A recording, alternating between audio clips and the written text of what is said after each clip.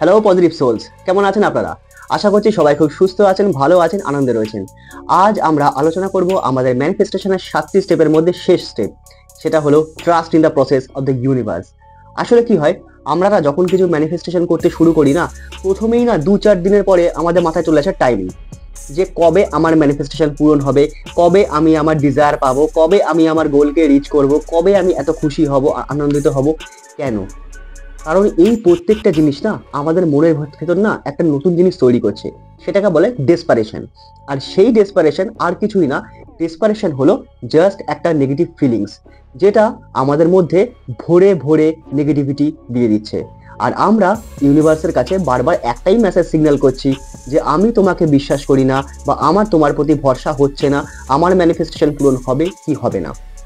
এই জিনিসগুলো ইউনিভার্সের কাছে আমাদেরকে একেবারেই নগণ্য করে দিচ্ছে, ছোট করে দিচ্ছে। আর যার ফলে আমরা এটাই বলছি যে ম্যানিফেস্টেশনটা হয়তো আমার জন্য নয়, বা আমি হয়তো ম্যানিফেস্টেশন ঠিকঠাক করতে পারছি না, কারণ আমি তো নেগেটিভ ফিলিংসই জেনারেট করছি। Desperation is negative itself. ঠিক আছে, অ্যাকচুয়ালি আমাদের এই ম্যানিফেস্টেশনের প্রসেসটা কি জানেন তো? প্রসেসটার অ্যাকচুয়াল অর্থ হচ্ছে সারেন্ডারিং। যখন আমরা নিজেকে আমাদের ডিভাইন সেলফের কাছে, বা হায়ার সেলফের কাছে, বা ইউনিভার্সের কাছে, বা ঈশ্বরের কাছে নিজেকে সমর্পণ করি। আর দেখুন, এটা আমাদের সঙ্গে প্রায় হয়ে থাকে, এটা অসম্ভব কিছু না। কারণ কি জানেন তো, যখন আমরা কোনো কিছু বড় জিনিসকে ম্যানিফেস্ট করি, আর সেই পথে চলতে গিয়ে যখন ইউনিভার্স আমাদের পথ দেখায়, আমাদের তো সেই পথে চলতে হয়। তো চলার পথে কি হয়, অনেক সময় আমরা রিজেকশন ফেস করি। ওই যখনই রিজেকশনটা ফেস করি আমাদের কি মনে হয়, তা আমি তো ম্যানিফেস্টেশন করলাম, তাহলে কেন আমার রিজেকশন হলো? আমার তো হওয়ার কথা ছিল না, ইউনিভার্স তো সব অ্যারেঞ্জ করে দেবে, তাই তো হিসাব মতন হওয়ার কথা, সব কিছু তো সেইভাবে চলার কথা। হ্যাঁ, একদম আপনি ঠিক, আপনি ঠিক। কিন্তু যখন আপনাকে ইউনিভার্স একটা রিজেকশন দিয়েছে, এর অর্থটা বুঝুন। নিশ্চয়ই এর পিছনে কোনো না কোনো কারণ আছে। তার কারণ হচ্ছে ইউনিভার্স হয়তো চাইছে যে এই জিনিসটা, এই পার্টিকুলার জিনিসটা আপনার জন্য নয়, আপনার জন্য এর থেকেও আরো ভালো জিনিস রয়েছে, বা আরো অনেক সুন্দর বা ভালো জিনিস ইউনিভার্স আপনার জন্য অ্যারেঞ্জ করেছে। আপনাকে সেই দিকে গাইড করছে ইউনিভার্স। তো আমাদের একটু বিশ্বাস রাখতে হবে, ইউনিভার্সের প্রতি একটু ভরসা রাখতে হবে। আমাদের ইউনিভার্স ঠিক সেই পথে গাইড করবে, আমাদের একটু ভরসা রাখতে হবে। কিন্তু কি হয়, আমরা মানুষ তো, আমাদের মনের ভিতর মন সবসময় আমাদের কন্ট্রোলে থাকে না।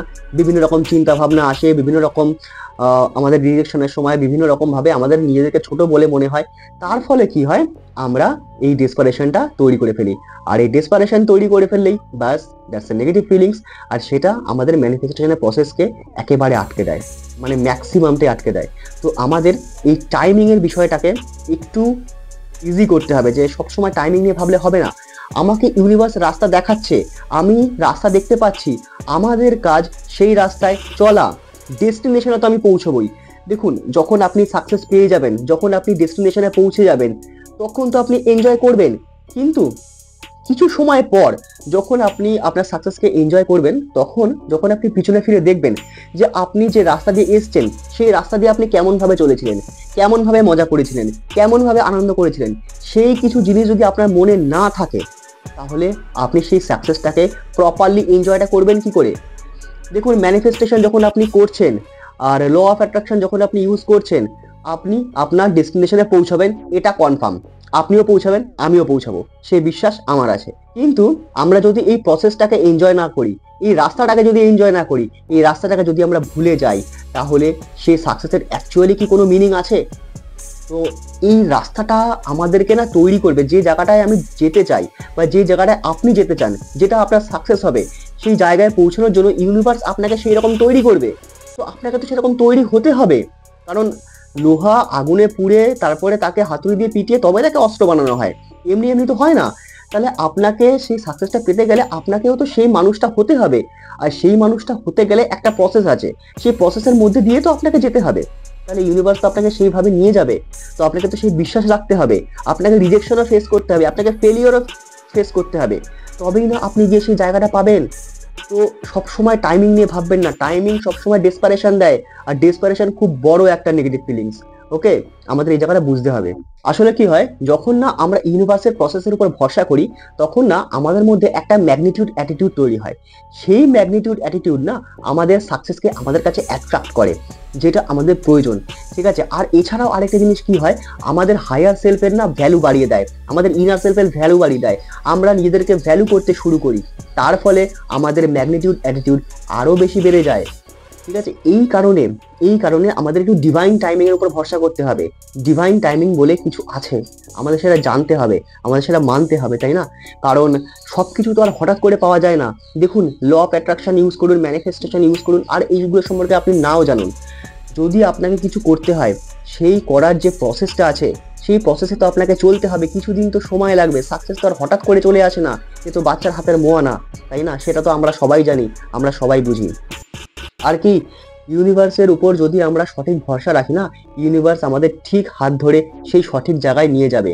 কিন্তু একটা কথা কি, এটা আমি মানছি, যেহেতু আমরা মানুষ, আমারও ফিলিংস আছে, আপনারও ফিলিংস আছে, তো আমরা না যখন ম্যানিফেস্টেশন করি, অনেক সময় না আমাদের মনের ভিতরে কখনো না কখনো নেগেটিভ ফিলিংস চলে আসে। আমি জানি এটা স্বাভাবিক, কিন্তু তখন আমি যেটা করি, আমি কি করি জানেন তো? আমি সঙ্গে সঙ্গে গ্র্যাটিটিউড মুডে শিফট হই। আমি দেখি আমার কাছে কি কি আছে, আর যা যা জিনিস আমার কাছে আছে, আমি তার জন্য মন থেকে ঈশ্বরকে বা ইউনিভার্সকে আমি থ্যাংক ইউ জানানো শুরু করি, আমি ভালোবাসা জানানো শুরু করি, আমি গ্র্যাটিটিউড দিতে শুরু করি। তার ফলে কি হয়, আমার এনার্জি পিওর হয়, আমার এনার্জি ক্লিন হয়, আমার আবার সেই মুড ভালো হয়ে যায়। আর আপনার যদি গ্র্যাটিটিউড ফিল না হয়, আপনি হোপোনোপোনো ইউজ করুন না, হোপোনোপোনো ইউজ করুন, 5 থেকে 10 মিনিট মিনিমাম ইউজ করুন। 10 মিনিটের মধ্যে আপনার মন খুশি হয়ে যাবে। কি বলতে হবে? শুধু আপনাকে এটুকুই বলতে হবে যে আমি আমার লাইফের সমস্ত রেসপন্সিবিলিটি নিচ্ছি, I am sorry, please forgive me, thank you, I love you. এইভাবে 10টা মিনিট বলুন। আপনি দেখুন আপনার এনার্জি শিফট হয় কিনা, আপনার মন ভালো হয় কিনা। এইভাবেও তো নিজেকে ইউজ করতে পারি, মানে নিজের এনার্জিকে ইউজ করতে পারি, তাই না? আপনি একটু বিষয়টা ভেবে দেখবেন, আজকে আমি বা আপনি যেখানে দাঁড়িয়ে আছি, সেটা কিন্তু আমাদের ভরসার বদলেই।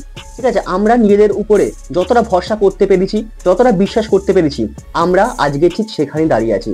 আসলে না একটা কথা আছে, এই ভরসাটাও না আসে আমাদের থট প্রসেস থেকে। আমরা এইভাবে বলতে পারি যে আপনি নিজেকে যতটা ভরসা করতে পারবেন, আপনি ঠিক ততটাই যেতে পারবেন। অথবা আপনি কথাটা এইভাবে বলতে পারেন যে আমি ঠিক ততটাই পৌঁছতে পারি যতটা আমি নিজেকে ভরসা করতে পারি। এইবারে ডিপেন্ড করছে আপনি কোন সেন্টেন্সটা নেবেন, কারণ দুটো সেন্টেন্স এক হলেও টোন কিন্তু আলাদা আছে। একটু বিচার করে দেখবেন বিষয়টা। দেখুন, স্বামী বিবেকানন্দ বলে গেছেন যে নিজের উপর ভরসা না আসলে না ঈশ্বরের উপর ভরসা আসে না, ঈশ্বরের উপর বিশ্বাস আসে না। তাই সেখানে তিনিও বলেছেন নিজের উপর ভরসা, নিজের উপর বিশ্বাস করা খুবই ইম্পর্টেন্ট, খুব ইম্পর্টেন্ট। কারণ ল অফ অ্যাট্রাকশন, ম্যানিফেস্টেশন, এই সব কিছুর মূলটাই না দাঁড়িয়ে আছে বিশ্বাসের উপর, ভরসার উপর, বিলিফ সিস্টেমের উপর, থট প্রসেসের উপর। তো আপনার থট প্রসেস যদি সঠিক হয়, বারবার যদি একই থট প্রসেস আসে, তার উপরে আপনার ভরসা বা বিশ্বাস দুই আসবে।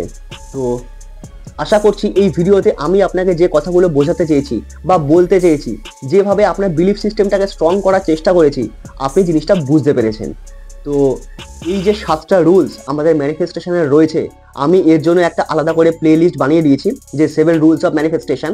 আপনারা এতে ঢুকবেন, পর 1 to 7 যা রুলস আছে আপনারা দেখে নেবেন, ফলো করে নেবেন, প্রয়োজনে লিখে নেবেন, আর প্রপারলি ইমপ্লিমেন্ট করুন। আপনারা যে কোনো ম্যানিফেস্টেশন করতে পারবেন। তবে মনে রাখবেন, ম্যানিফেস্টেশন যদি ছোট হয় তাড়াতাড়ি পূরণ হবে, ম্যানিফেস্টেশন যদি একটু সাইজে বড় হয় তাহলে হয়তো একটু সময় লাগতে পারে, কিন্তু ভরসা রাখবেন, বিশ্বাস রাখবেন। তবে আপনি যদি ম্যানিফেস্টেশনের ক্ষেত্রে নতুন হন, আমি আপনাকে রিকমেন্ড করব প্রথমে ছোট কিছু থেকে শুরু করুন, তারপরে বড়র দিকে যান। কারণ পাবেন তো আপনি সবই, কিন্তু প্রথমে যদি বড়তে যান, যে ম্যানিফেস্টেশন প্রসেসের যে টাইমিংটা আছে, যে ডিভাইন টাইমিংটা লাগে, সেই বিষয়টা সম্পর্কে আপনি বুঝতে পারবেন না। সেই বিষয়টা আপনি তখনই জানতে পারবেন যখন আপনি সেটা নিজে ইউজ করবেন। কারণ কি জানেন তো, উইজডম বলে একটা কথা আছে, হয়তো এটা নলেজের সিনোনিম, কিন্তু কি জানেন তো, উইজডমের অ্যাকচুয়াল অর্থ knowledge plus experience is equal to wisdom. Knowledge plus experience is equal to wisdom. তো আমি নিজের উইজডম থেকেই যেটুকু যা আছে তার মধ্যে থেকে আপনাকে বললাম 7 স্টেপ অফ ম্যানিফেস্টেশন। এই রুলসগুলো ফলো করুন, আপনি সব করতে পারবেন, সব ম্যানিফেস্টেশন পেতে পারবেন, কিন্তু ডিভাইন টাইমিংয়ের উপর ভরসা রাখতে হবে। তো আজকে আমি এই ভিডিওটা এখানেই শেষ করছি। আশা করছি আপনারা সব রুলস ঠিকভাবে ফলো করবেন আর ম্যানিফেস্ট করে যাবেন। Happy manifesting.